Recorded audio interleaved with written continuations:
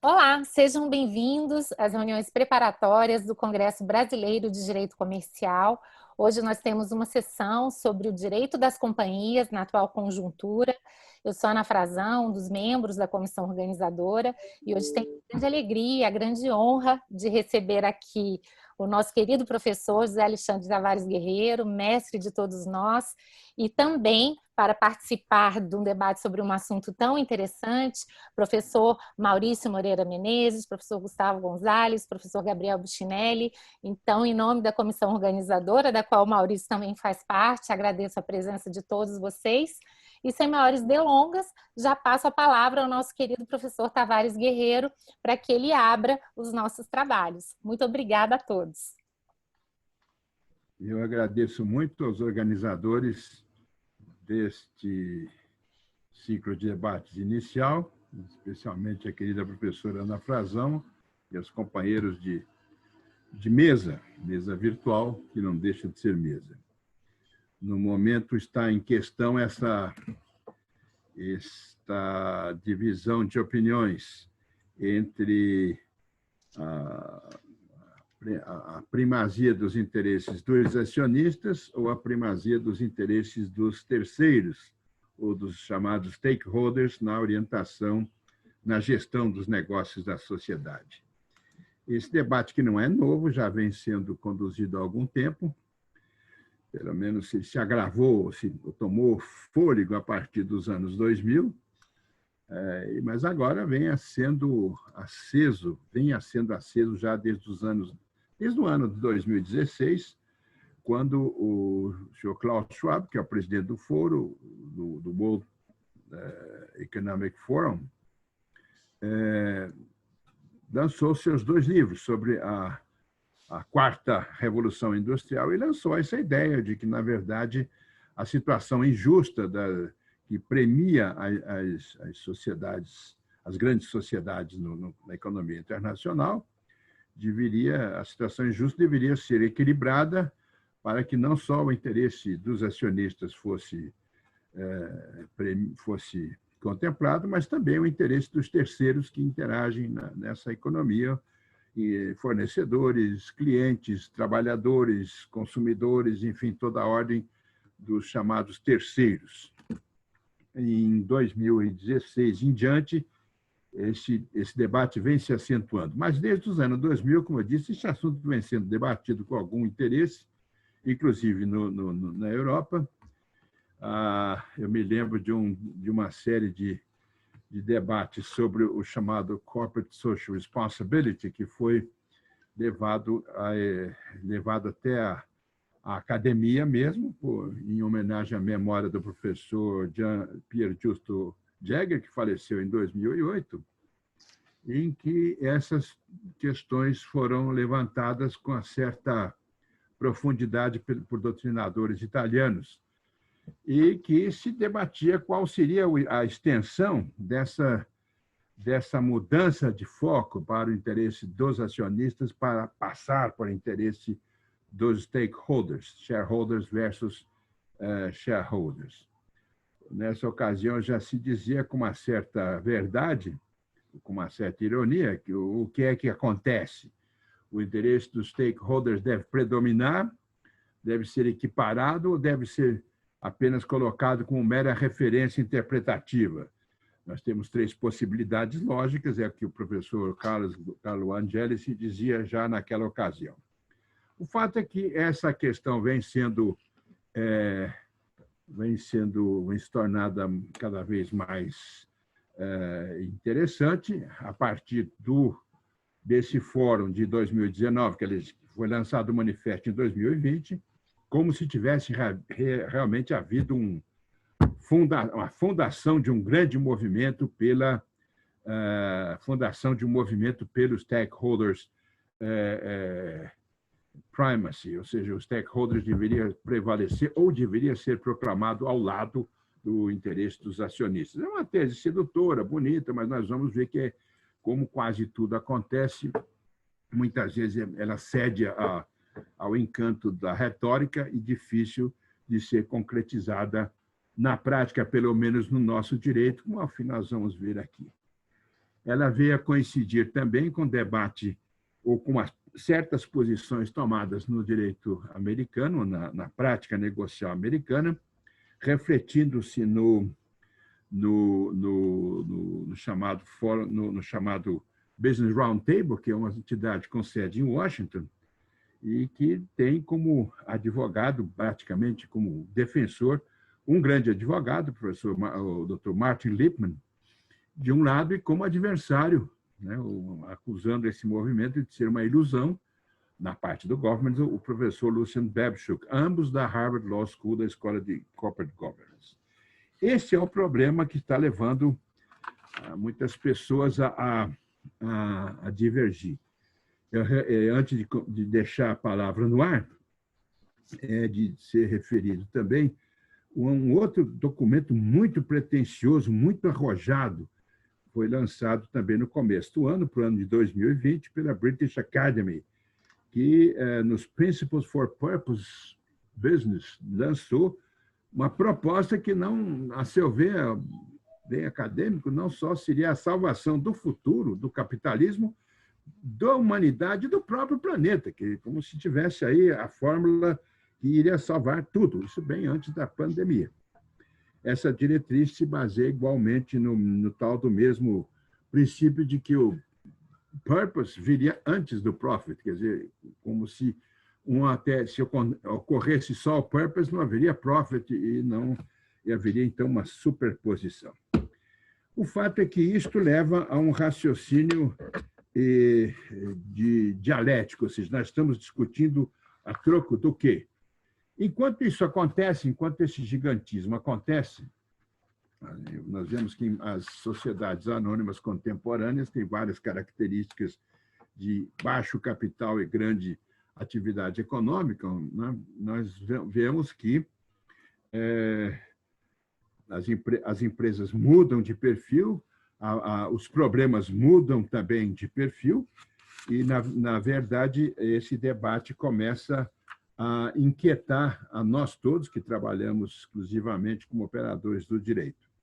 O importante é que começam a aparecer em alguns lugares do mundo propostas de mudança legislativa. Eu vi, por exemplo, recentemente, graças à lembrança do Gabriel, uma proposta, uma menção feita pelo glorioso Financial Times, uma proposta do Martin Wolf, que é um colunista respeitável de economia do jornal, que ele chega, bom, isso tudo precisa ser feito, mas é preciso uma reforma legislativa, no reconhecimento de que tudo que está se discutindo sobre o prevalecimento de que as sociedades, as grandes corporations não são mais simplesmente entidades privadas, são verdadeiros agentes econômicos, precisa de ser suportado por uma reforma legislativa de grande espectro.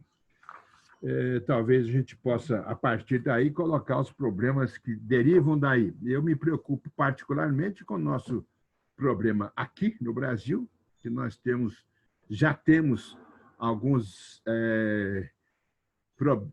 dificuldades em enfrentar o velho problema do artigo 116 e de outros que afetam a lei de sociedades por ações, que é a existência de vários direitos ou de princípios sem princípios de ação coletiva, sem princípios de ação subjetiva ou de direitos de ação que correspondem. O artigo 116 proclama lá função social da empresa, e nós temos, a partir daí, uma série de outros inconvenientes ou de certas outras lacunas, mesmo no artigo 159 e nas outras disposições dizendo respeito à responsabilidade dos administradores, no que diz respeito à infração de deveres da lei ou do estatuto, e as ações que dizem respeito à própria conduta dos administradores, também objeto de uma celeuma muito grande, como nós estamos assistindo hoje com as ações chamadas ações civis públicas. Nós já encontramos uma celeuma, uma polêmica muito grande instaurada no Brasil com respeito à dicotomia entre as chamadas ações diretas e as ações derivadas, isso dentro do âmbito das relações puramente societárias. Já aí nós temos um debate enorme. sem considerar os interesses de terceiros, propriamente dito. Relações puramente societárias já nos dão suficiente dor de cabeça, abençoada dor de cabeça, já nos dão suficientes problemas para viver, nas relações puramente societárias. Se nós estendermos isso para o universo dos stakeholders, fornecedores, etc., como partícipes desse mundo de pretensões contra as companhias, nós ampliaremos demais o leque de problemas que vem daí. Podem ser resolvidos? Podem ser resolvidos, propostas legislativas estão no ar. Eu devo, finalmente, levantar somente algumas questões que me bastante visíveis. As sociedades de hoje não são as mesmas de 30 anos atrás, quando se pensava muito naquela revolta do poder submerso, daquela ideia sobre a sociologia do poder nas sociedades anônimas. As sociedades hoje têm um pressuposto, o pressuposto da responsabilidade patrimonial diverge bastante daquele tempo, uma vez que, como eu disse, são as sociedades que podem influir, que podem prejudicar o meio ambiente, podem exercer grandes prejuízos a terceiros. Em regra, não digo que seja na totalidade, mas em regra são sociedades de baixo nível de capitalização e a massa patrimonial que responde para a satisfação de danos são as ações que se valorizaram. Essa é a queixa verbalizada no World Economic Forum. As empresas ficaram muito poderosas e muito valiosas, mas são o portfólio das ações das empresas, o patrimônio das empresas não estão valorizados, são as ações. Então, isso nos coloca, nós estamos diante de outros problemas. Quem responde pelo porquê? Quem são os titulares das ações judiciais, ou, enfim, das pretensões para assegurar os direitos de terceiros? Porque na nossa lei este problema não está resolvido. Era o que eu pensava como pressuposto dessa comunicação inicial e, a partir daí, talvez partir deste problema básico para tentarmos delinear esses problemas, essas discussões hoje envolvendo o novo perfil das sociedades anônimas no século XXI. A partir da linha mestre que divide, nós temos relações societárias de um lado, já temos suficientes problemas no nosso direito das sociedades, relações não societárias de outro lado, também gerando uma série de outros problemas sobre os quais nós vamos certamente nos deter. Ana, se eu falei demais, perdão, se eu falei de menos, nós veremos logo a seguir. E eu gostaria de que nós pudéssemos aqui começar a bater a bola nesses dois terrenos, se for o caso. Mais uma vez agradeço e ficamos aqui na expectativa de levantar a poeira. Muito obrigado. Com certeza, professor. Imagina, foi ótima a explanação, deu uma contextualização muito interessante e acho que já nos possibilita, a partir da sua exposição, traçar aqui algumas questões bem importantes relacionadas ao tema. Eu vou fazer assim, professor Tavares Guerreiro, caso o senhor me permita, eu vou fazer umas perguntas, passo primeiro para os nossos convidados e depois o senhor dá uma arrematada. Fica bom assim? E aí a gente vai seguindo com essa rodada. Eu gostaria, então, de, inicialmente, provocar os nossos participantes sobre o que há efetivamente de novo nesse tipo de discussão.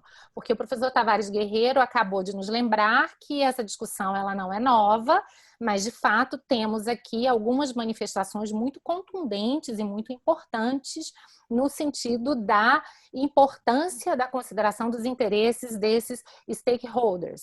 Por outro lado, o risco de que isso seja uma mera declaração de princípios e que não tenha uma eficácia prática é muito alto. Inclusive, o professor Tavares Guerreiro mencionou o Babcock, ele tem um texto até com Talarita que basicamente ele mostra, olha, várias daquelas empresas que assinaram o documento da Business Roundtable, quando a gente olha os seus atos constitutivos, as suas normas, essa nova ideia de interesse social não está refletida nesses atos, pelo contrário, as políticas dessas empresas, inclusive, acenariam em um sentido contrário. E o professor Tavares Guerreiro ainda nos chama muito a atenção para um problema que nós já temos desde a própria lei das SA, o que adianta muitas vezes ampliarmos esse interesse social se não temos mecanismos efetivos de responsabilização, de cumprimento de deveres e etc. Então, nessa primeira rodada, eu gostaria de ouvir a visão geral que todos vocês têm sobre esse tema e gostaria de saber, Maurício, você poderia começar? Claro, claro. Obrigado, Ana. Mais uma vez, boa tarde a todos. Gustavo, Gabriel, nosso professor Guerreiro, de quem eu sou leitor assíduo desde os anos 90, professor. 90 e poucos. Tá? Eu tive a honra de tê-lo como meu examinador no doutorado. Então, é uma grata satisfação reencontrá-lo aqui, ainda que virtualmente. Tem como encontrar todos. Bom, o tema não poderia ser, enfim, tão relevante, né, e desafiador. Eu vou começar pelo final, Ana, por uma provocação sua, que eu achei super interessante, que é basicamente o seguinte: olha, estamos falando aqui teoria ou estamos falando de algo concreto?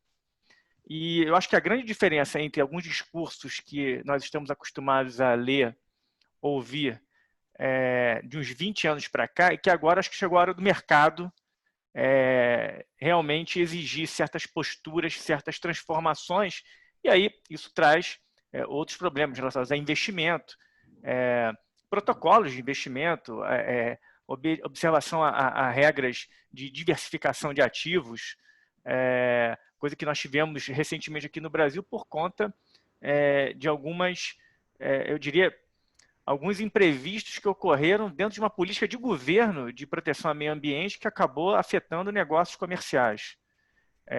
Então, eu acho que a diferença básica é que chegamos no momento de colocar em prática, né, determinadas questões que já vinham sendo discutidas.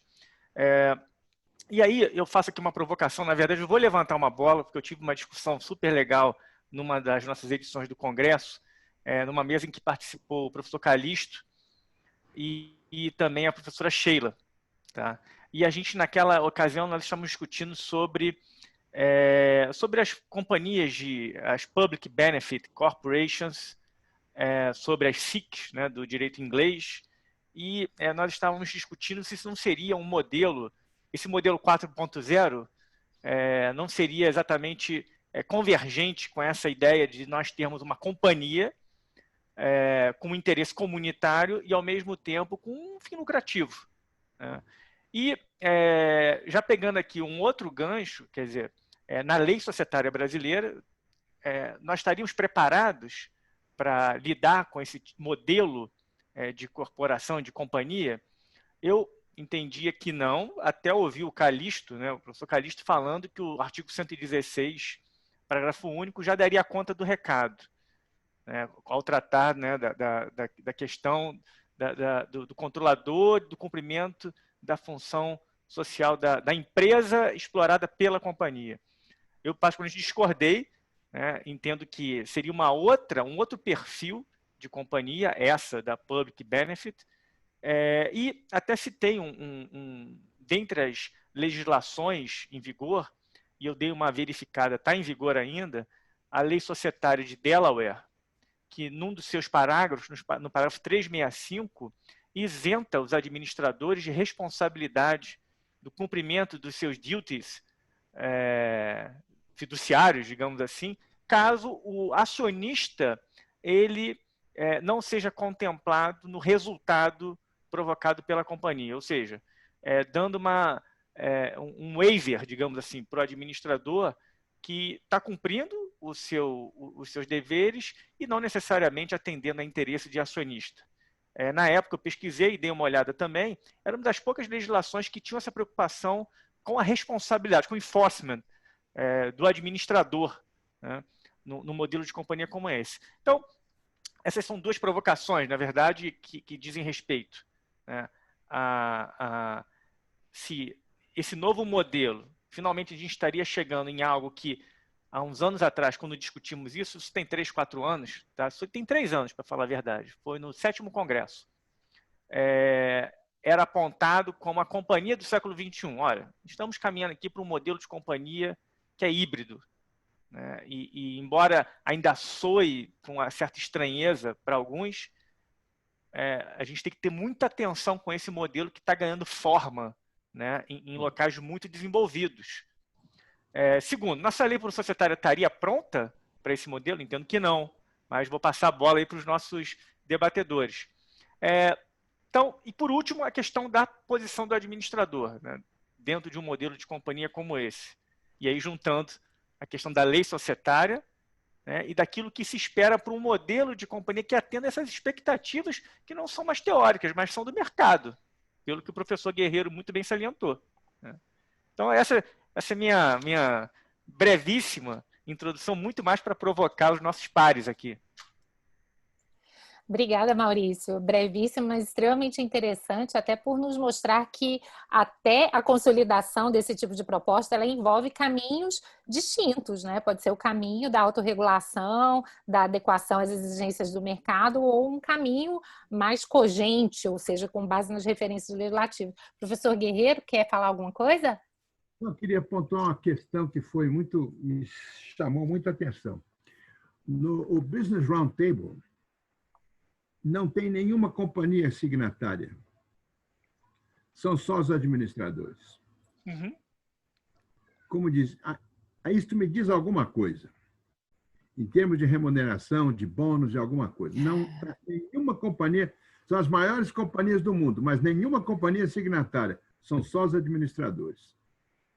O seu advogado, que é o Lippmann, só é advogado dos boards. Também, como diz o professor Calixto, ça me dit quelque chose. Só isso. Muito bem, vamos ficar com essa informação no radar, porque eu acho que tem desdobramentos muito interessantes, né? Mas vamos lá, Gustavo. Boa tarde a todos. Antes de mais nada, agradecer a professora Ana, a todos os organizadores do Congresso pelo convite. É um prazer estar aqui, ainda mais em uma mesa com o professor Guerreiro, que, enfim, não só é meu orientador hoje, como uma pessoa muito importante há 6 anos atrás, é uma referência há muito mais anos, mas há 6 anos atrás, quando vim para São Paulo, uma pessoa que me acolheu de uma forma muito gentil na casa dele, no grupo de estudo, que todas as segundas a gente frequenta. Então, é um prazer especial ainda participar de uma mesa junto com o professor Guerreiro. Eu queria fazer 2 considerações. A primeira é com relação ao ponto que o professor Guerreiro mencionou e que Maurício também tocou, que é a questão da mudança legislativa. E aqui eu queria fazer uma referência até à discussão, a reforma recente francesa de 2019, né, a Loi Pacte. Eu lembro que eu estava numa reunião da OCDE e houve uma exposição bem detalhada dos franceses, explicando como a reforma era importante, como era game changer, mudava totalmente a realidade das companhias francesas. Eu fiquei muito impressionado, não conhecia bem a reforma. Voltei ao Brasil, encontrei Paulo Aragão um dia e mencionei. O Paulo voltou para mim e falou, olha, você já leu a regra? Eu falei, ainda não consegui. E a mudança lá se mudou o artigo 1833 do Código Civil Napoleônico. Basicamente, né, o texto original dizia que a sociedade era contratada no interesse comum dos sócios, e o que se incluiu, na verdade, é o reconhecimento de que a companhia tem que ser administrada nos interesses da sociedade e que deve levar em consideração também os interesses sociais e ambientais. A redação é extremamente parecida com a do parágrafo único do artigo 116. Eu acho que confirma o pioneirismo da nossa lei e, por um lado, pelo menos essa questão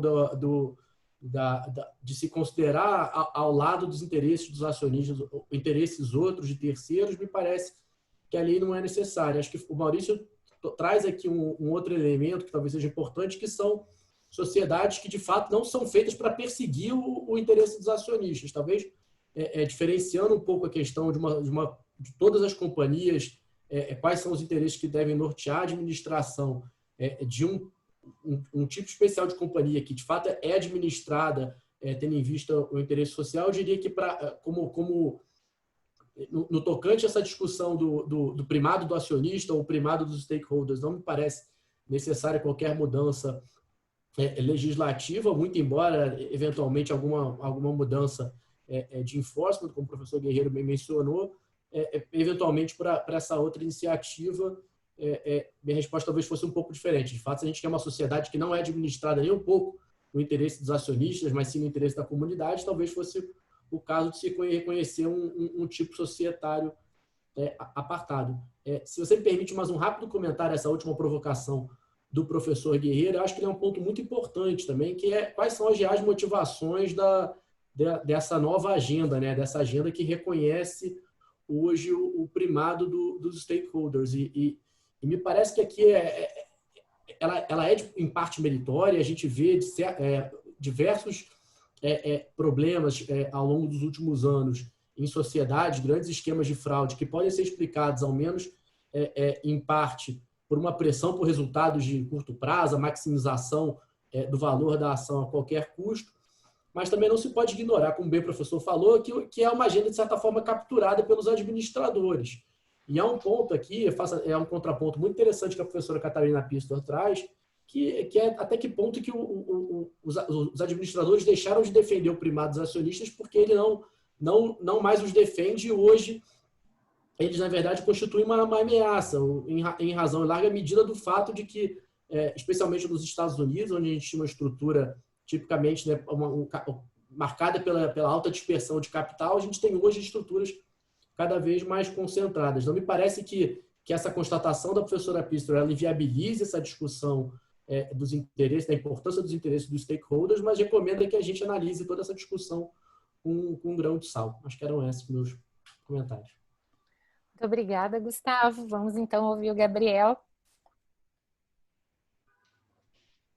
Bom, eu também queria iniciar agradecendo a professora Helena pelo convite, pelo prazer de estar nessa mesa virtual com pessoas que eu admiro tanto, especialmente o professor Guerreiro, quem tem o prazer do convívio de muitos anos já e do contínuo aprendizado.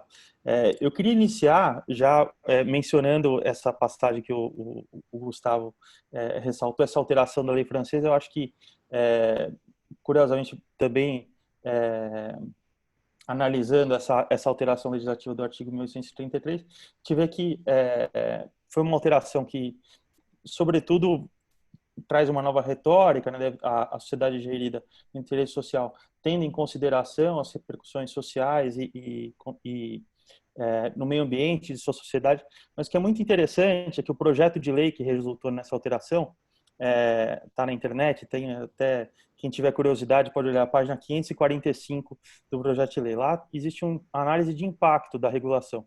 E aí houve uma análise de impacto especificamente para esse artigo, dizer qual é o impacto jurídico esperado. Na página 545. O impacto jurídico deve ser nulo, porque não se trata senão de explicitar noções atualmente aplicadas pela jurisprudência. E depois, na página 546, disse que as modificações devem ter impacto muito limitado, porque, e aí até uma avaliação, a obrigação de levar em consideração corresponde, em efeito, isso num projeto de lei, a uma obrigação de meios que deve ser observada por ocasião das decisões na sociedade.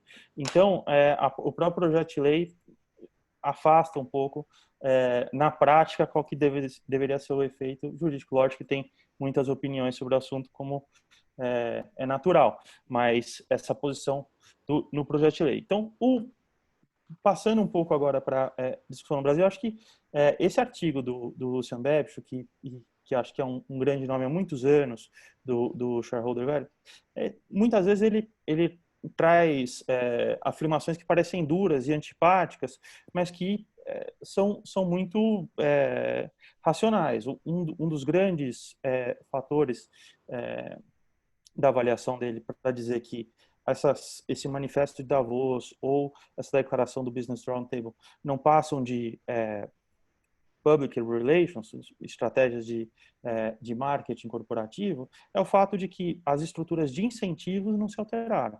Então, estruturas de incentivos para os executivos nos Estados Unidos, a remuneração majoritariamente, mais de 90% atrelada a métricas exclusivamente financeiras, você não tem a possibilidade de litígio por aqueles que não são acionistas, você tem eleição dos administradores pelos sócios e não por terceiros, e você tem um próprio mercado de trabalho, um mercado até lá nos Estados Unidos de disputa pelo controle das sociedades, que é marcado pela performance financeira. Então, um administrador que faz um bom serviço social, ele depois vai achar um outro emprego? Muito provavelmente não. E esse artigo de 2020 do Lucian Bebchuk, retomando aquela pergunta inicial do que é novo e o que é antigo nessa discussão sobre interesse social, enfim, a discussão tem nomes diferentes, né? Nos Estados Unidos fala-se em shareholder value, na Europa fala-se em contratualismo, contratualismo com perspectiva de longo prazo. Nos Estados Unidos fala-se no chamado Enlightened Shareholder Value, para tomar em consideração o longo prazo, mas a discussão parece não mudar muito, e ele retoma, o Lúcio Melch, algumas posições que ele já apresentava na década de 90, na década de 80, nas discussões sobre a possibilidade dos administradores tomarem medidas protetivas da empresa numa disputa por um possível takeover. Sempre foi alguém muito contrário. Martin Lipton sempre foi o grande defensor, pai da Poison Pill, e Babcock pode-se dizer que perdeu essa luta. Vários estados americanos adotaram leis que permitiam que os administradores considerassem esses outros interesses, e aquela brincadeira que vingança é um prato que se come frio. Nesse artigo 2020 muito interessante, o Lucian Babcock mostra que todos esses administradores que tiveram esse poder deferido a eles, na verdade, na prática, quando tiveram suas empresas alvo de tentativas de aquisição por empresas de private equity, não protegeram os interesses de trabalhadores, ou nem inseriram nenhuma cláusula protegendo esses outros interesses. Então, na prática, isso é o que até hoje não funcionou. E você tem, de fato, quando a gente sai dos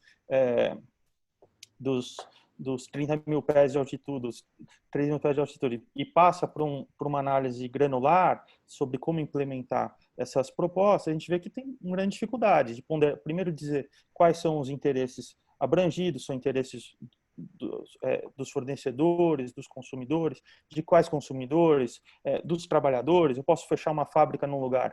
Bom, então eu estou prejudicando os interesses dos trabalhadores, mas eu posso abrir em outro. Eu estou favorecendo o interesse de outros trabalhadores. E a forma para introduzir uma representatividade desses interesses, por exemplo, de uma eleição de representantes, também é muito difícil. Os fornecedores podem mudar a cada momento.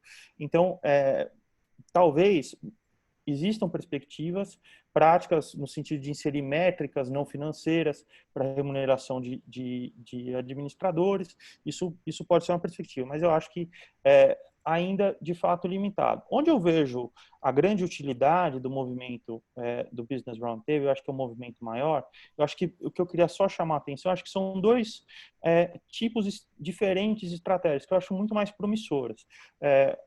Uma estratégia legislativa, que é, de certa forma, similar àquilo que ocorre na nossa substituição tributária, é buscar alguém que tenha uma organização, uma capacidade de cumprir a lei e impor a essa pessoa, a essa empresa, uma obrigação de reflexamente impor esses deveres a outras pessoas. Então, isso fica muito claro, por exemplo, no FCPA, no Bribery Act em inglês, no Modern Slavery Act da Inglaterra, o Transparency in Supply Chains Act da Califórnia. Enfim, buscar impor às grandes empresas um dever de vigiar, fiscalizar as suas cadeias produtivas, e aí com isso sim gerar externalidades muito positivas. E uma outra discussão que está muito em vigor, isso no mercado financeiro, inclusive, é uma pressão de investidores, de fundos de pensão. Você vê o Endowment de Stanford, que tomou a decisão de migrar para menos, uma diminuição muito grande dos investimentos em companhias emissoras de combustíveis fósseis, e acho que isso é uma discussão importante. Acho que é uma discussão importante, mas também não é uma discussão neutra. Eu acho que a grande discussão dos próximos anos, do próximo ano, hoje o World Economic Forum lançou uma consulta sobre métricas comuns e consistentes para avaliar a criação de valor sustentável. Eu acho que a grande discussão vai ser quais são essas métricas aplicáveis, porque a depender de como se afere se uma empresa é sustentável ou não, a gente vai ter impactos muito grandes, fundos que podem investir, fundos que podem não investir. E é um pouco aquela coisa de decisão por algoritmo. A gente passa a ter, por exemplo, fundos que têm que fazer, da mesma forma que uma consolidação financeira dos valores das empresas investidas, uma consolidação da pegada de carbono dessas empresas investidas, só que nesse ponto eu acho que a métrica influencia muito. Um exemplo é a Tesla, que é uma fabricante de veículos movidos a energia elétrica e os veículos a energia elétrica como um todo são alvo de uma intensa discussão, porque a depender da forma como se analisa o negócio de uma empresa como a Tesla, pode dizer que é uma empresa extremamente limpa, extremamente sustentável, porque ela oferece um produto que não emite gás carbônico. Por outro lado, se você analisa a cadeia produtiva, a extração do lítio, do cobre, de metais que em geral são extraídos de uma forma muito poluente, você analisa também o tratamento dos resíduos dos carros, qual que é o destino de baterias usadas, e inclui isso numa conta, pode ser que você não tenha algo, uma empresa aí, por essas estimativas, é uma empresa muito pouco sustentável ecologicamente. Então, essas métricas, eu acho que elas são muito importantes, e aqui, como todo espaço de disputa de poder, e é uma disputa por ter acesso a bolsos muito fundos, eu acho que isso é uma disputa política.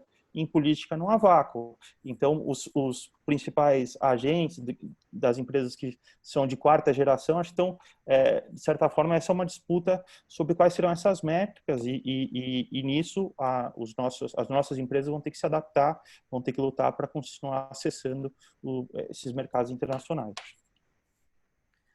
Muito obrigada, Gabriel. Nosso querido Tavares Guerreiro tem alguma consideração a fazer nessa rodada? Várias. Por favor. E a professora Ana? Essa é a minha primeira pergunta. Eu já tenho algumas considerações que eu já estou endereçando em forma de pergunta para a segunda rodada. Então, fique tranquilo. Vamos começar a segunda rodada já. Já? Eu vou perguntar uma coisa aqui que é uma coisa que na hora do empate, nas ofertas públicas, a gente vê com frequência. Na oferta pública é frequente o conflito de interesse entre o interesse da companhia e o interesse do administrador. Aonde é que vai ou a sobrevivência da empresa? Na hora do empate entre o interesse da sociedade, o interesse do fornecedor, o interesse do administrador, eu entendo que os equilíbrios se compõem, mas eu penso sempre na hipótese do litígio.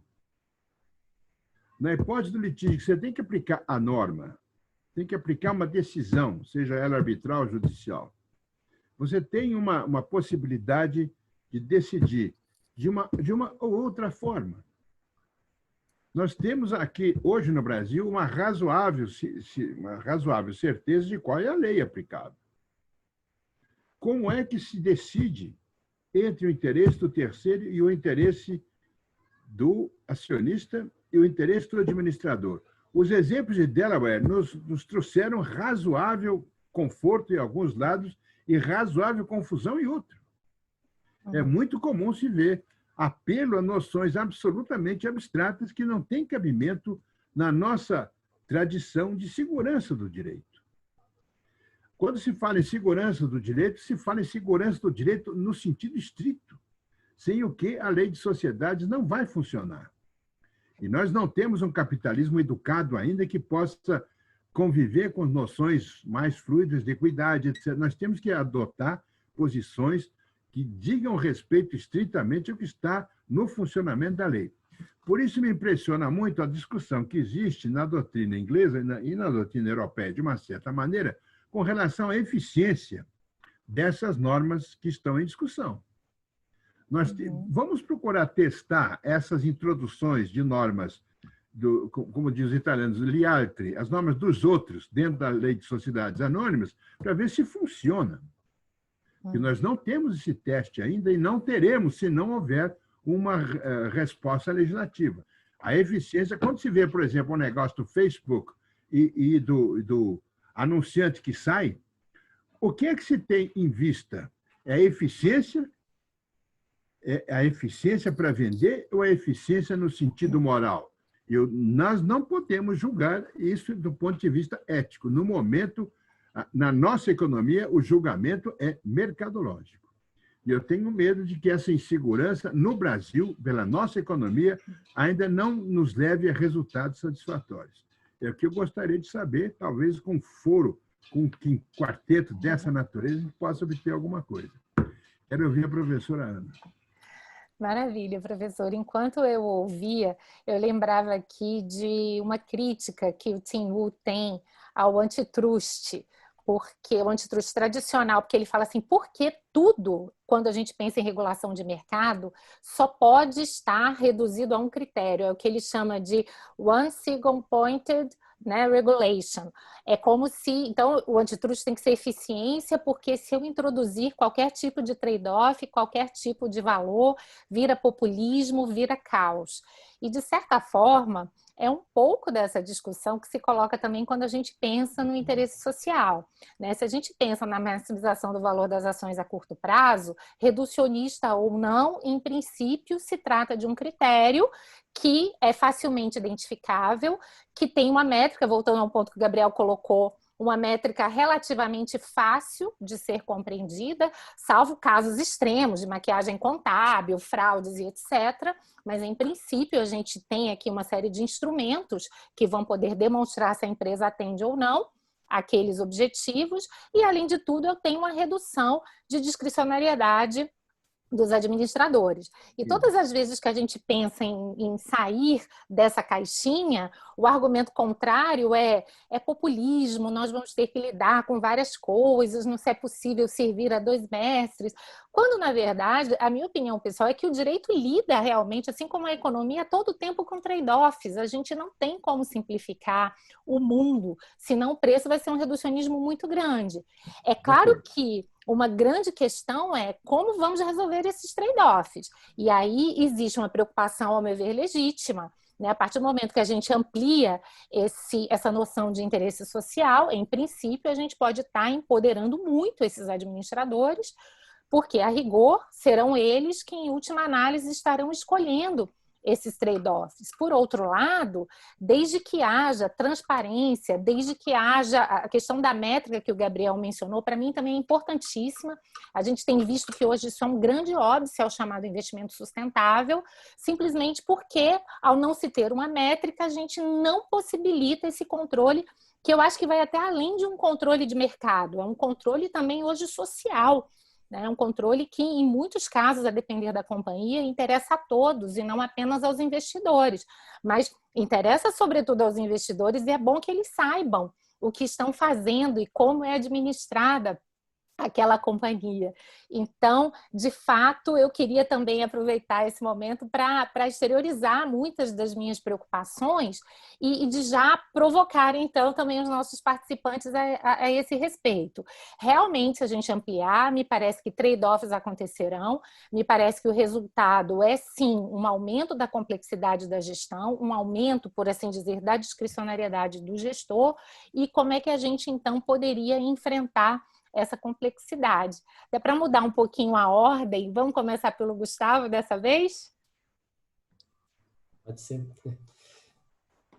Acho que várias questões, né? Cada uma delas acho que dá pelo menos um encontro desses, mas acho que rapidamente, acho que tem um ponto interessante, a gente vê uma certa tendência ao redor do mundo, né, dessa discussão sobre quais são os interesses que devem nortear a condução da companhia, como bem o professor falou, né, a gente tem que não pode fechar os olhos para soluções pensadas em outros ordenamentos, mas também a gente não pode ignorar que os transplantes, né, a solução transplantada, ela vai funcionar de uma forma diferente em cada ordenamento jurídico, né? Assim, eu sempre penso na questão da biologia evolutiva, né? Você bota o mesmo bicho em dois ambientes totalmente distintos, ele vai crescer de forma diferente. E acho que tem um ponto que a preocupação, por exemplo, nos Estados Unidos, que é muito forte com relação aos administradores, e até que ponto, né, como eu havia falado antes, não seria uma agenda capturada pelos administradores para evitar algum tipo de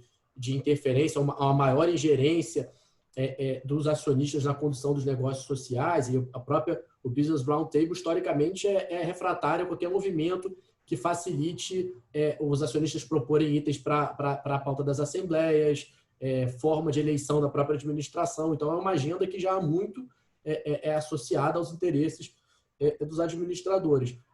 Em outros ordenamentos jurídicos, e pensando aqui especificamente no Brasil, a gente não pode ignorar a figura do acionista controlador, né? O nosso mercado ainda é um mercado que é marcado por companhias nas quais uma pessoa ou um pequeno grupo de pessoas, mais das vezes vinculado por um acordo, ele tem a maioria do capital social. Então, acho que essa questão essa preocupação de você acentuar esse conflito de agência entre administrador e acionista em razão da primazia do stakeholder e não do acionista, me parece que é um problema um pouco mitigado no Brasil por conta desse, né? Acho que a presença de acionista controlador traz uma série de desafios adicionais e particulares, mas ela também serve como um sistema de proteção, de filtro contra os desvios dos acionistas, perdão, dos administradores.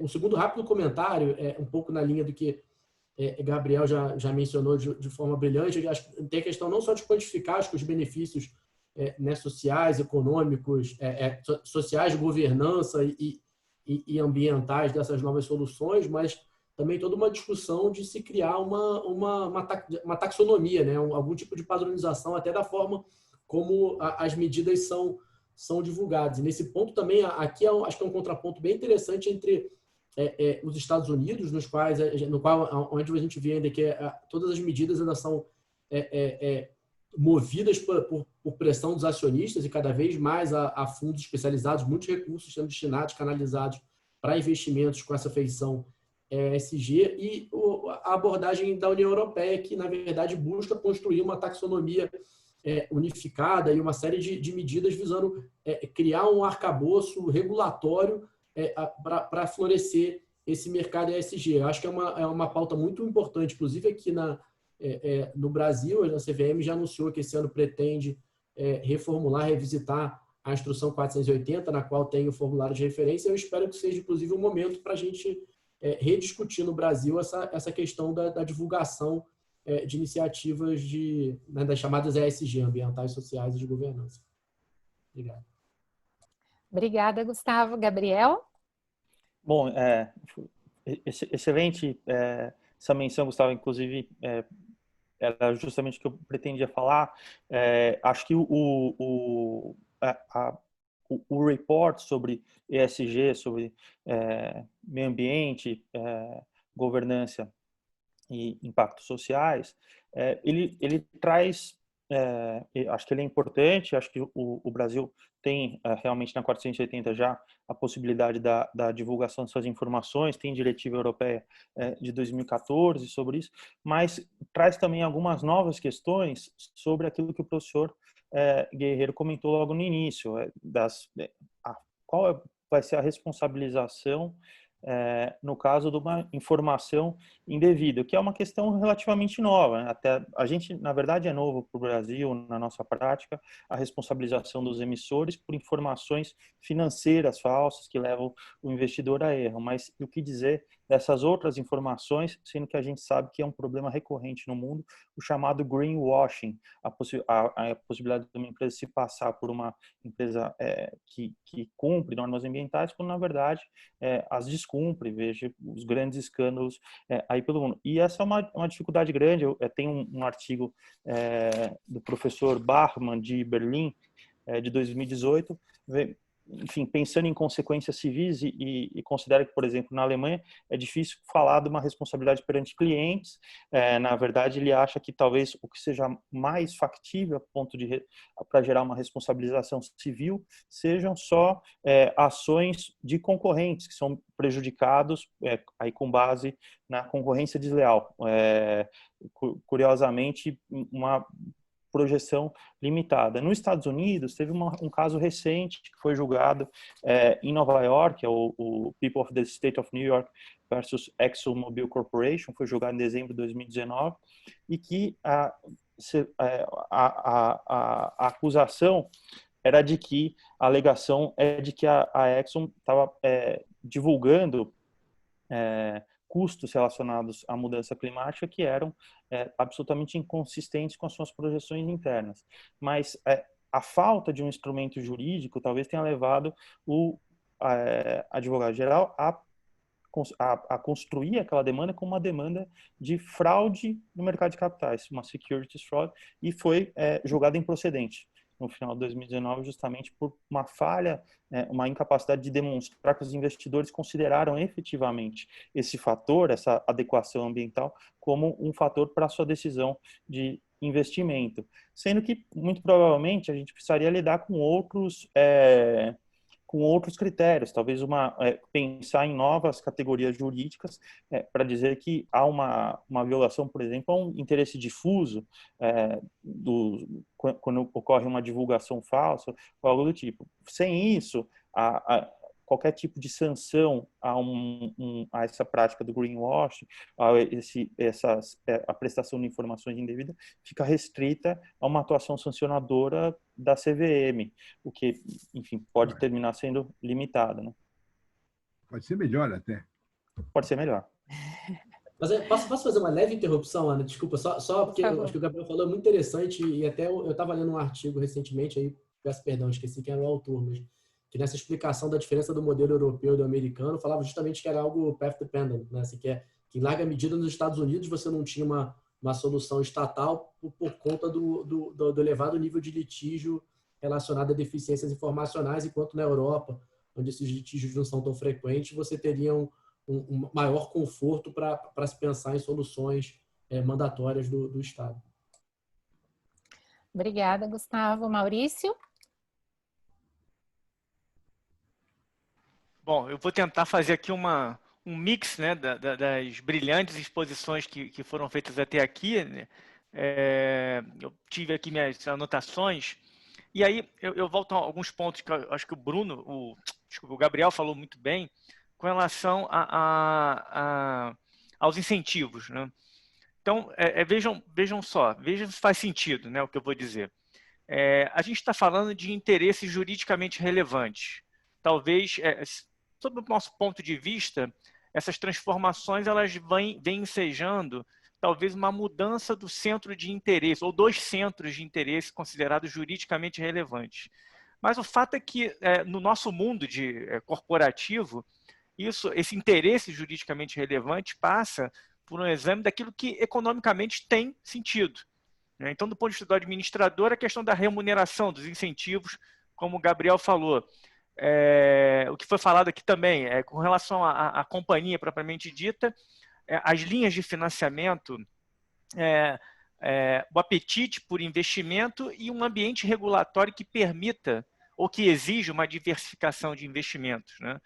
E aí a gente pensa no seguinte: se é verdade que estamos diante de mudanças de centros de interesse juridicamente relevantes, é natural que isso atraia a responsabilidade para fazer valer esses centros de interesse juridicamente relevantes.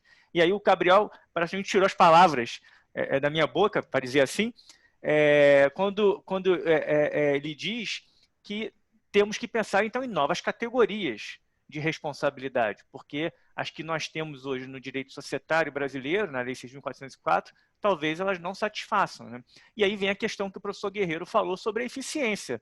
Poxa, vamos testar aqui para ver se isso fica de pé, né? Se essa responsabilização pelo descumprimento de um interesse, digamos que, como diria o professor Gustavo Tepedino, um interesse existencial, que é aquele interesse, por exemplo, ligado ao meio ambiente. Como fazer valer o cumprimento desse interesse juridicamente relevante de caráter existencial no direito societário? Então, a gente precisa testar determinadas categorias de responsabilidade. Algo que aconteceu recentemente na nossa história aqui brasileira foi a questão dos danos, dos alegados danos causados por atos de corrupção, que acionistas no Brasil e fora do Brasil, né, ajuizaram demandas para obter ressarcimento. E aí eu pergunto para os nossos convidados, né, Ana, quem paga essa conta, né? E quem pode exigir?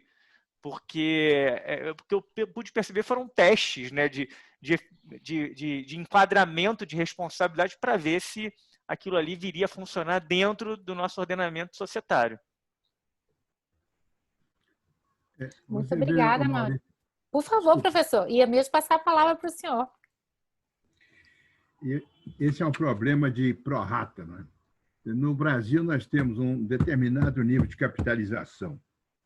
Esses danos podem exceder muito o capital investido, ou seja, o patrimônio líquido. Se nós tivermos um olhar comparativo, com relação, por exemplo, à Petrobras ou à empresa que causou determinados danos ecológicos, nós temos uma situação. Se nós olhamos para o caso das Microsoft, da Apple, da Facebook e das outras, nós temos baixo capital e valorização muito grande das ações. O importante é que a lei não atraia ou não permita a indenização por danos causados a terceiros que sejam pagos por acionistas não controladores pro rata, ou seja, na companhia não suporte o ônus que deve ser pago ao titular do poder. E a nossa lei tem mecanismos para isso. O problema é que estamos caminhando para o modelo americano, em que a ação direta é realmente a que prevalece, porque a valorização do portfólio das ações excede o valor do patrimônio líquido e muito. O valor patrimonial das empresas nos Estados Unidos não é levado em consideração. O que é considerado em consideração é o valor das ações. Eu acho que o nosso capitalismo, se nós levarmos pela média das companhias abertas, e o que nós temos diante é um universo heterodoxo, nós devemos levar em consideração quem responde, afinal, pelos danos causados.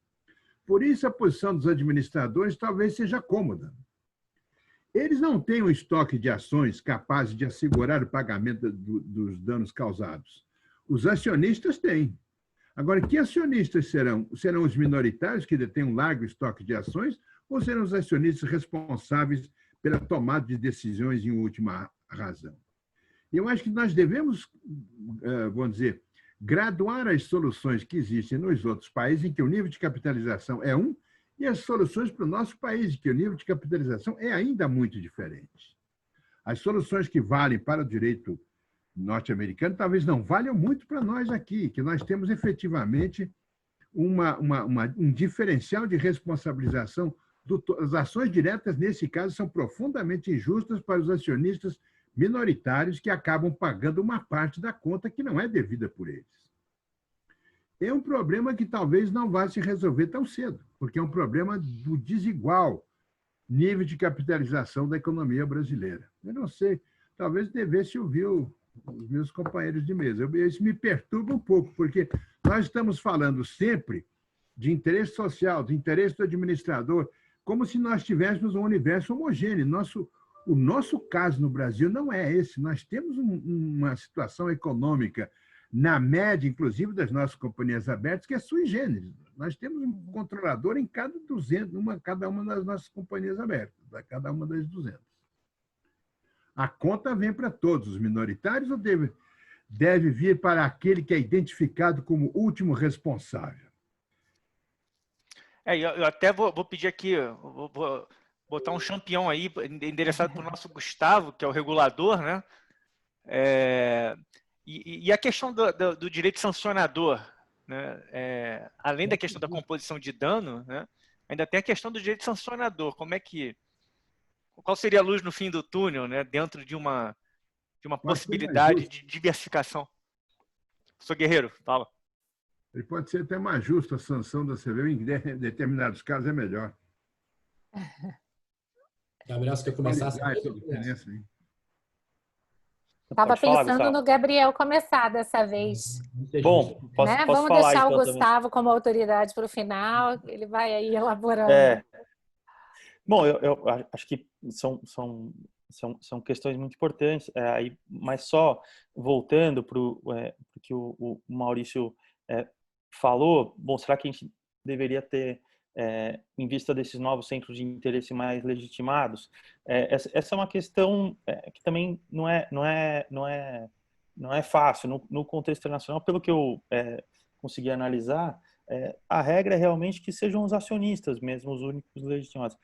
A principal exceção no cenário internacional, pelo que eu consegui, enfim, levantar e pesquisando, é o regime do Canadá, em que eles têm um chamado Oppression Remedy, que é claramente aberto, inclusive, para não acionistas, inclusive stakeholders, e aí a jurisprudência do Canadá é de que, no sentido de que é interessante, eles têm uma ideia de que a companhia deve ser gerida como um bom... vou ver se eu encontro aqui a palavra, mas é um bom corporate citizen, é alguma coisa nesse sentido, a expressão. Deixa eu ver se eu consigo encontrar. E aí, uma das possibilidades é que na tomada de decisão há um dever um dever procedimental de tratamento igualitário dos diversos stakeholders da corporação, numa visão como good corporate citizen. É interessante essa decisão do Canadá e essa ampliação de legitimidade. Mas acho que é um caso muito particular e não conheço hoje. Então, na maioria dos países, essa legitimidade termina ficando restrita aos acionistas, ou de uma forma geral, como na França, por exemplo, você vai ter uma legitimidade aferida a partir do Código de Processo Civil. Você fala a partir uma das discussões era com essa alteração da Loi Pacte, se ficava alterado o critério de legitimação, e aí a doutrina ainda não tem muita clareza sobre esse ponto, porque a questão é tratada no Código de Processo Civil, no artigo 31, então só vai ter legitimidade que tem um interesse legítimo, e a princípio são só os acionistas, mesmo com essa alteração no direito francês. Então, a questão como um todo, eu acho que o Brasil não está longe da regra ao dizer que os legitimidades são mesmo os acionistas. A questão, acho que passa a ser diferente quando você tem alguém que se beneficia, por exemplo, de dizer que conduz práticas enfim, que são boas para o meio ambiente, atrai o público, atrai o consumo e se beneficia ilicitamente desse greenwashing. Aí acho que a gente começa a pensar num outro tipo de remédio indenizatório e também, por isso, num outro tipo de legitimidade. Professor Guerreiro, quer comentar? Não, nós já temos uma pequena janela no artigo 159, parágrafo 7º, mas é uma pequena janela num edifício enorme, mas não sai disso, né? Uhum. As ações coletivas no Brasil são para relações societárias, não são para outras. Pois é, e às vezes eu fico até pensando, dar uma pimentinha antes de passar aqui para o Maurício, se de fato é a gente que não explora adequadamente todas as potencialidades do ordenamento jurídico, né? Porque se a gente for parar para pensar, a cláusula geral de vedação a abuso de direito, o que ela diz? Que ninguém pode causar danos proporcionais a outrem. Ou seja, a rigor, qualquer terceiro com o qual não tem uma relação contratual, mas que, em princípio, foi lesado por uma ação individual, às vezes até no exercício de um direito ou de uma liberdade, mas que se mostre desproporcional, a rigor tem legitimidade para requerer a ação de indenização por dano. O abuso de direito é um ato ilícito como outro qualquer. Vejam que, nesse caso, a gente ainda tem o 116, parágrafo único, que, além de tudo, nos dá nortes para dizer que interesses são aqueles que deveriam ser buscados pela gestão empresarial. Mais do que isso, a gente tem um artigo 170 da Constituição, que também diz lá princípios, né? Se a gente tiver alguma dúvida, a gente ainda pode se utilizar da economia com a ideia de externalidade negativa e que vai também nos ajudar a fazer alguma separação sobre aqueles que foram impactados por uma ação da companhia e que eventualmente sofreram dano decorrente de uma externalidade negativa que a companhia gera, mas que acaba não assumindo. Não estou querendo dizer, obviamente, que são questões fáceis, né? Mas às vezes eu acho que a gente fica um tanto quanto retraído e não explora adequadamente as potencialidades do nosso sistema, mas pelo menos essa é a minha opinião pessoal. Deixa eu passar aqui para o nosso querido Maurício. Olha, deixa eu só dizer uma coisa, nós estamos de acordo, só que para na própria companhia, não vai ao controlador. Uhum. Sim, isso aí não vai discutir todos os desdobramentos, né? Mas pelo menos a rigor eu posso ampliar consideravelmente a possibilidade de terceiros que sofreram dano direto em virtude da companhia, e claro que aí o ideal seria que o Ministério Público também tivesse uma ação mais contundente na defesa dos interesses difusos, porque de fato essa é uma questão fundamental e aqui realmente não haveria outro legitimado, né, que não fosse o próprio Ministério Público, que a gente sabe que também acaba não exercendo suficientemente o seu papel institucional nessas questões. Mas concordo plenamente, professor. Isso não esclarece quem vai suportar o dano, né, e todas as peculiaridades que o senhor acabou de ressaltar aí, diante da heterogeneidade das diversas companhias, né? Para na companhia, não vai ao controlador e não vai ao administrador, para... Isso. Se houver uma insuficiência patrimonial, acabou. E é o que tem acontecido em casos que não vou... Sem dúvida. Maurício, Na verdade, eu estava curioso para ouvir o Gustavo, Ana. você quer? Então vamos embora. Gustavo, Passar a depois bola volta aqui para para o você. Gustavo, porque eu tinha Até feito uma porque provocaçãozinha ali para ele com relação ao processo a direito sancionador. tá certíssimo. Vamos ouvir. Depois eu passo a palavra para você e, considerando o horário, já pergunto se alguém tem alguma colocação final, porque aí a gente já passaria para o nosso professor Tavares Guerreiro para ele fazer um encerramento. Vamos lá então, Gustavo. Obrigado, professora Ana. Obrigado, Maurício. Acho que rapidamente vou tentar diferenciar aqui que é enforcement público, né, a atuação da CVM, em especial, que o Maurício se referiu, da questão do enforcement privado. Eu acho que a CVM tem um histórico, né, de ações contra administradores e controladores, algumas penalidades bastante duras, mas a gente tem que reconhecer que, por exemplo, a atuação da CVM para responsabilizar administradores e controladores por falhas informacionais, por exemplo, no contexto de uma oferta, é algo mais excepcional, tem uma quantidade razoável de casos de divulgação extemporânea de fato relevante, mas não tanto nessas questões de deficiência informacional, por exemplo, relacionadas a ofertas. Me parece que é algo que tem que ser aprofundado. Acho que a CVM já cumpre um papel muito importante hoje, né, na questão do enforcement e na construção de uma percepção que o nosso mercado é um mercado rígido, mas eu não tenho dúvida que ainda há muito espaço para aprimoramento. Dito isso, acho fundamental a gente lembrar das limitações do enforcement público e nomeadamente, do fato da CVM não ter poder de determinar que o infrator indenize a parte prejudicada.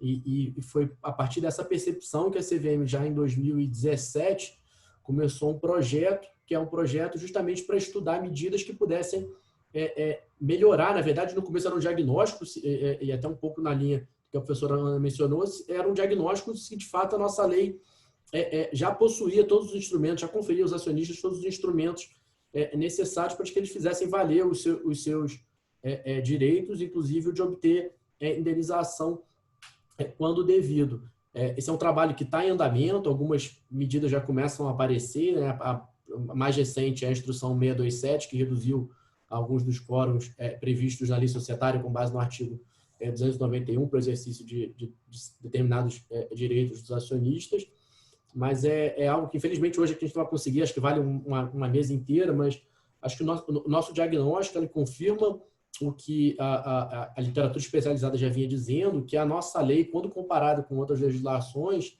é uma lei que ela é desbalanceada hoje, em termos que os riscos que o acionista corre ao perseguir os interesses da companhia, né, numa ação derivada, são desproporcionalmente altos comparados com o retorno esperado dessa ação. Eu, propositadamente, aqui não falei da ação direta, talvez minha primeira intervenção relevante nesse grupo, que é um grupo que é um grupo de trabalho nosso com o Ministério da Economia, que conta com a consultoria da OCDE, consultoria esporádica de alguns acadêmicos brilhantes, dentre os quais o professor Guerreiro, mas acho que uma das nossas decisões lá atrás foi justamente não entrar nessa discussão específica da responsabilidade direta, que é, sem dúvida nenhuma, um dos assuntos do momento, mas justamente por ser um assunto do momento que em 2017 estava muito relacionado a um caso concreto e ainda hoje acho que está relacionado a um punhado aqui de casos que todo mundo conhece, a CVM decidiu não enfrentar essa questão específica. Então, falei tudo isso para explicar que sobre esse ponto específico da responsabilidade da companhia por falha informacional, eu vou me permitir aqui não comentar, porque está fora um pouco do escopo da CVM, e eu, embora esteja aqui hoje com o chapéu acadêmico e não de diretor da autarquia, acho que não convém avançar nesse ponto. Obrigada, Gustavo. Vamos lá então, Maurício. Faltou você. Então, eu vou me aproveitar aqui também do que o professor Guerreiro falou e o que o Gustavo comentou agora. O professor Guerreiro mencionou o artigo 159, parágrafo 7º, né? E complementar aquilo que eu havia, também com base no que os colegas falaram, suscitado a respeito desse novo conjunto de centros de interesses que, na verdade, a gente só pode dizer que é novo porque agora está havendo realmente digamos, uma pressão um pouco mais efetiva, né? Mas que, na verdade, professor Guerreiro, esse artigo 150 na parágrafo 7 realmente é muito pobre, né? E, independente, Gustavo, da gente estar aí enfim, uma conjuntura, né? Talvez ainda baseada vou dizer aqui, motivações excepcionais, né? Para ser menos incisivo, né? Mas a gente está numa conjuntura ainda talvez um pouco não amadurecida, digamos assim, né?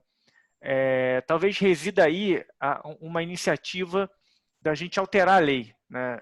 Partindo do pressuposto que a nossa lei não está preparada para esses desafios que estão se colocando, né? E, de fato, a CVM tem um papel de liderança muito importante, né, na discussão da lei societária, como já fez no passado, né? Por ocasião da edição de outras leis reformadoras, né, da Lei 6.404, que é uma excelente lei, acho que é uma unanimidade, né? Todos nós falamos que, e acreditamos, estamos convencidos que a Lei 6.404 é uma lei de excelente qualidade. Mas talvez nesse aspecto ela precise ser atualizada, como você falou, Gustavo, do direito francês, né, e de outros diplomas por aí afora. Acho que Então, essa é a minha... o fato da lei ser boa não nega a necessidade dela ser periodicamente reavaliada. Assim, a gente vê Delaware, que é o estado referente, né, dos Estados Unidos, atualizando a lei anualmente ou a cada 2 anos. A Inglaterra, nos últimos 10 anos, pelo menos 5 grandes reformas. O Código Napoleônico, na parte de direito societário, na parte de lei de falência, sendo atualizado constantemente. A gente tem um mito aqui também, a fato da nossa lei ser muito boa e é uma lei primorosa, não significa que a lei é imutável e inalterada. Exatamente, exatamente. E fazer frente a essa questão da responsabilidade, acho que é talvez uma discussão que a gente tem que enfrentar aí na parte de política legislativa, né? 100% de acordo. Perfeito, então, Maurício. Eu acho, então, que diante da hora, apesar da conversa estar tão boa, não tenho muitas alternativas, professor Tavares Guerreiro, senão lhe devolver a palavra para as suas considerações finais. Não tenho. Que bom, só perguntas. Que realmente o resultado desse encontro foi maravilhoso. Nós fizemos aqui uma viagem em torno do tema e fica aí o agradecimento meu de ter uma oportunidade extraordinária de ouvir, de debater e de ser ouvido também, que é um privilégio. Eu quero agradecer mais uma vez a professora Ana, os organizadores desse ciclo do Congresso, ao Gabriel, ao Gustavo e ao Maurício, e a todos. Desejar que nós nos encontramos uma próxima vez, frente a frente. Muito obrigado. Com certeza, professor. Exatamente. Esse assunto rende muito e certamente que o virtual quebra um pouco o galho, mas não substitui a emoção do encontro presencial. Nós vamos ter que marcar isso muito em breve. Eu agradeço, então, muito especialmente ao senhor, professor Guerreiro, ao Gustavo, ao Maurício, ao Gabriel. Agradeço também a todos a atenção e até a próxima. Obrigado. Até a próxima. Um grande abraço a todos. Um abraço.